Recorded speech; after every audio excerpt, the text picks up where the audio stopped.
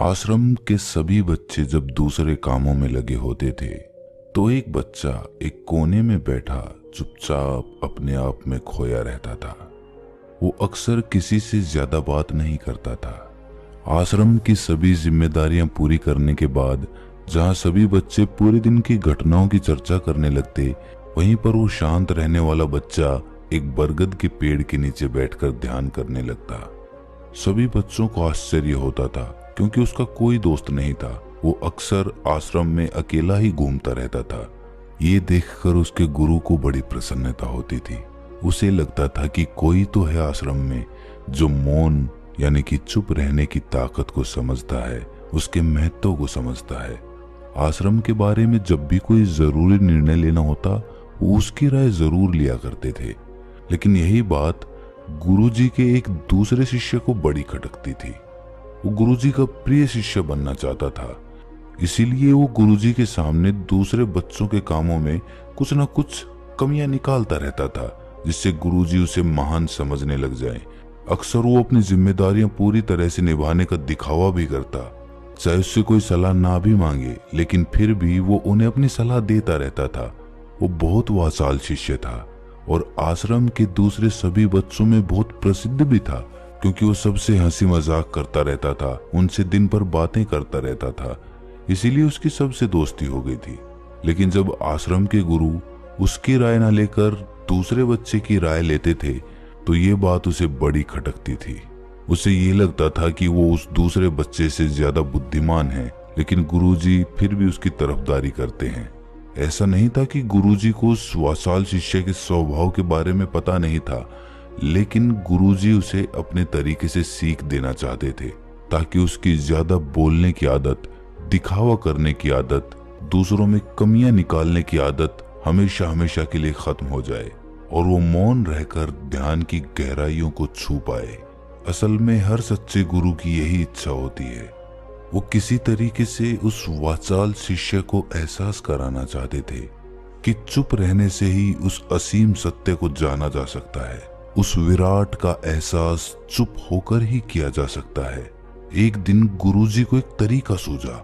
उन्होंने आश्रम के सभी बच्चों को अपने पास बुलाया और कहा कि मैं तुम सभी को दो दो हिस्सों में बांटकर अलग अलग गांव में भिक्षा मांगने के लिए भेज रहा हूं, और जो भी दो बच्चे सबसे ज्यादा भिक्षा मांग कर लाएंगे, उन दोनों को आश्रम की सभी जिम्मेदारियां निभाने का मौका दिया जाएगा।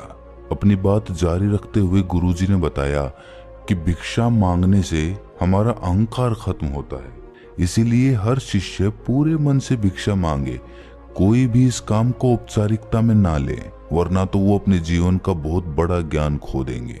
आश्रम के गुरुजी ने जानबूझकर वाचाल शिष्य और चुप रहने वाले शिष्य की जोड़ी बना दी। वाचाल शिष्य के मन में सिर्फ एक ही बात चल रही थी कि इस बार उसे मौका मिला है और इस बार वो गुरुजी को दिखा देगा कि वो चुप रहने वाले शिष्य से कितना ज्यादा प्रतिभावान है। दोनों शिष्यों ने आपस में अपनी सहमति से निर्णय लिया कि दोनों गांव के अलग अलग कोनों से भिक्षा मांगना शुरू करेंगे, ताकि भिक्षा मांगने का काम जल्दी खत्म किया जा सके। चुप रहने वाला शिष्य हर द्वार पर जाकर अपने हाथ जोड़कर अपना भिक्षा का पात्र उनके सामने कर देता। उसके चेहरे पर एक सादगी और उसकी आंखों में एक एकांत होता था, जिससे भिक्षा देने वाले उसे भिक्षा देकर अपने आप को अनुग्रहित समझते थे। वहीं पर दूसरा वाचाल शिष्य हर द्वार पर जाकर उनको कुछ न कुछ ज्ञान देने लगता था, जिससे ज्यादातर लोग उसे बिना भिक्षा दिए ही लौटा देते थे। पूरे गांव में भिक्षा मांगकर जब दोनों गांव के बीच में मिले तो वाचाल शिष्य ने देखा कि चुप रहने वाले शिष्य के पास उससे दुगनी भिक्षा थी। ये देखकर उसे मन ही मन बहुत ठेस पहुंचा। लेकिन जब वो दोनों भिक्षा का सामान लेकर आश्रम की तरफ जा रहे थे, तब वाचाल शिष्य को एक चालाकी सूझी। उसने चुप रहने वाले शिष्य से कहा कि हमें अपनी भिक्षा एक ही थैले में डाल लेनी चाहिए। गुरुजी ने हम दोनों को एक साथ भिक्षा लाने के लिए कहा था। चुप रहने वाले शिष्य ने बिना कुछ बोले अपनी सारी भिक्षा उसके थैले में डाल दी। वाचाल शिष्य मन ही मन बहुत खुश हो रहा था कि अब गुरुजी को ये पता नहीं चलेगा कि ज्यादा भिक्षा हम में से किसने मांगी। उसे लग रहा था कि गुरुजी मुझे इससे कम प्रतिभावान समझेंगे, इसीलिए उसने ये तरकीब लगाई। सभी शिष्यों के आने के बाद संध्या के समय जब सभी की भिक्षा तोली गई तो इन दोनों शिष्यों की भिक्षा सबसे ज्यादा निकली। गुरुजी ने इन दोनों का अभिवादन करते हुए आश्रम के सभी बच्चों के सामने उनकी पीठ थपथपाते हुए उन्हें मुबारकबाद दी और कहा कि मैं आश्रम का कार्यभार तुम दोनों को नहीं सौंप सकता, इससे आपसी मतभेद होने का खतरा रहता है। इसीलिए तुम दोनों में से जो ज्यादा भिक्षा लेकर आया है, आश्रम की जिम्मेदारी उसे ही सौंपी जाएगी। जब उन्होंने उनसे पूछा कि तुम में से ज्यादा भिक्षा कौन मांग कर लाया था, तो वाचाल शिष्य ने कहा कि गुरुजी, मैं इससे दुगनी भिक्षा मांग कर लाया था, लेकिन मुझसे गलती हो गई कि मैंने वो दोनों भिक्षा एक ही थैले में डाल ली। मुझे नहीं पता था कि आप ऐसा निर्णय लेने वाले हैं, वरना तो मैं अपनी भिक्षा का थैला अलग ही रखता।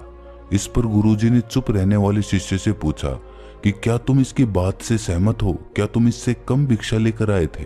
ये सुनकर चुप रहने वाले शिष्य ने कहा कि गुरुजी, मेरे पास ऐसा कोई साधन नहीं है जिससे मैं ये साबित कर पाऊं कि मैं इससे ज्यादा भिक्षा लेकर आया था। असल में ये उल्टा बोल रहा है। दुगनी भिक्षा मैं लेकर आया था, ये मुझसे आधी भिक्षा लेकर आया था और इसी ने ही मुझसे भिक्षा एक थैले में डालने की बात कही थी। आश्रम से कुछ दूरी पर एक पहाड़ी थी जिसके पीछे सूरज अभी अभी संध्या के समय ढल रहा था। गुरुजी को तो पता था कि सच कौन बोल रहा है, लेकिन बाकी बच्चों के सामने सच साबित करने के लिए उन्होंने उन दोनों से एक सवाल पूछा कि पीछे पहाड़ी पर तुम्हें क्या दिखाई दे रहा है। ये सुनकर वाचाल शिष्य झट से बोल पड़ा कि गुरुजी, पहाड़ी के पीछे सूरज अपना रंग बिखेर रहा है, आसमान में लालिमा छाई हुई है, ये बहुत ही सुंदर दृश्य है। वो तो और भी बहुत कुछ कहना चाहता था, लेकिन गुरुजी ने उसे चुप करते हुए दूसरे शिष्य से जवाब जानने के लिए जब उसकी तरफ देखा तो उसकी आंखों में आंसू भरे हुए थे। श्रद्धा, भक्ति और प्रेम से उसकी आंखें भर आई थीं। गुरुजी को उससे पूछने की जरूरत ही नहीं पड़ी।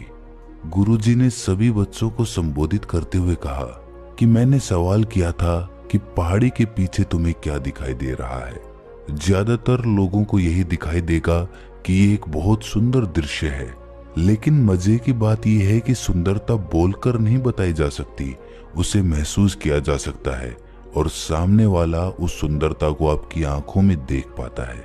चुप रहने वाले शिष्य की तरफ इशारा करते हुए गुरुजी ने कहा कि असल में सुंदरता इसी बच्चे ने देखी है, दूसरे बच्चे ने सिर्फ सुंदरता की व्याख्या की है, लेकिन इसने वास्तविकता में उस सुंदरता को महसूस किया है। अपने आप को ऊंचा दिखाने की सभी कोशिशें नाकाम होती देख वाचाल शिष्य वहीं पर फूट फूट कर रोने लगा। उसको चुप कराते हुए गुरुजी ने कहा कि बेटा, मुझे पहले से पता था कि तुम झूठ बोल रहे हो, लेकिन मैं तुम्हें उस झूठ का एहसास कराना चाहता था। सभी बच्चों को संबोधित करते हुए गुरुजी ने बताया कि शब्द जाल की तरह होते हैं। हमारे ज्यादा बोलने की वजह से बहुत सारी समस्याएं पैदा होती हैं। जब कोई आदमी एक बात को बढ़ा चढ़ाकर बोल देता है तो उसे सिद्ध करने के लिए वो शब्दों के जाल में फंसता चला जाता है और इसी वजह से अंतर्मुखी होने की बजाय वो बहिर्मुखी होता चला जाता है। वहीं पर जिस भी व्यक्ति को अपनी अंतर यात्रा करनी होती है, उसे सबसे पहले चुप रहना सीखना होता है। जरूरत से ज्यादा बोलना या फिर हर वक्त बोलते ही रहना, ये सब हमारी अंतर यात्रा में बाधा बन जाती है। जब आप चुप रहने का अभ्यास करते हैं तो आप अपने साथ वक्त बिताने लगते हैं, जिससे कि आप अपने एकांत को जान पाते हैं। और एक बार अगर मन में एकांत स्थापित हो जाए तो आपकी आंखों में, आपके चेहरे पर वो सादगी, वो एकांत, वो स्पष्टता की झलक, सब कुछ सामने नजर आने लगता है। कुछ साबित करने को नहीं रह जाता, कुछ बताने को नहीं रह जाता, सब कुछ आंखों में देखा जा सकता है। चुप रहने वाले शिष्य की तरफ इशारा करते हुए गुरुजी ने कहा कि अभी जो दृश्य इस बच्चे ने देखा वो ज्यादा बोलने वाला आदमी कभी नहीं देख पाएगा। वो अपनी बुद्धि से तर्क वितर्क करता रहेगा कि उसे क्या क्या दिखाई दे रहा है, लेकिन उसमें से वो महसूस कुछ भी नहीं कर पाएगा। उसे दिखाई दे जाएंगे पहाड़, सूरज या फिर उसकी लालिमा, लेकिन उस सुंदरता को, उस विराट को, उस अद्वैत को वो कभी नहीं देख पाएगा। अगर चुप रहने की कला सीखनी है तो तुम्हें सबसे पहले एक बात ध्यान रखनी होगी कि तुम्हें किसी को भी प्रभावित करने की कोशिश नहीं करनी है। ज्यादातर लोग इसी वजह से ज्यादा बोलते हैं क्योंकि वो दूसरों को प्रभावित करना चाहते हैं, अपने आप को साबित करना चाहते हैं, और उस साबित करने के चक्कर में वो शब्दों के जाल में फंसते चले जाते हैं और धीरे धीरे वही उनकी आदत बन जाती है। अगर कोई व्यक्ति दूसरों को प्रभावित करना चाहता है तो वो कितने लोगों को प्रभावित कर पाएगा? उसकी ये भूख बढ़ती जाएगी और वो इस संसार में सभी को कभी भी प्रभावित नहीं कर पाएगा। इसीलिए ये समझने की बात होती है कि बहिर्मुखी होने की बजाय हम अंतर्मुखी होकर अपने आप को समझ सकते हैं। अपनी बातों को खत्म करते हुए गुरुजी ने अपना आखिरी संदेश दिया।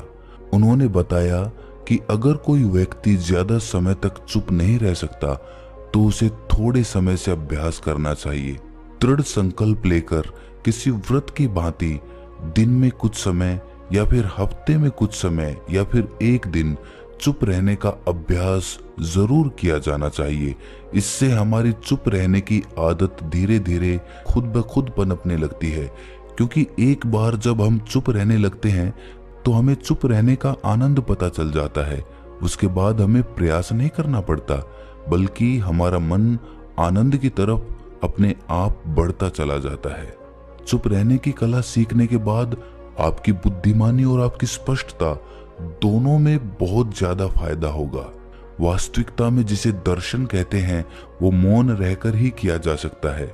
इसके बाद सभी बच्चों से कुछ समय चुप रहने का संकल्प लेकर गुरुजी ने अपनी बात खत्म कर दी और सभी बच्चे रात्रि का भोजन करने के लिए एक साथ भोजन कक्ष में पहुंच गए। तो दोस्तों, कैसी लगी ये कहानी आपको कमेंट सेक्शन में जरूर बताना, और अच्छी लगी तो इस चैनल को सब्सक्राइब जरूर कर लेना। तो मिलते हैं किसी अगली कहानी में, तब तक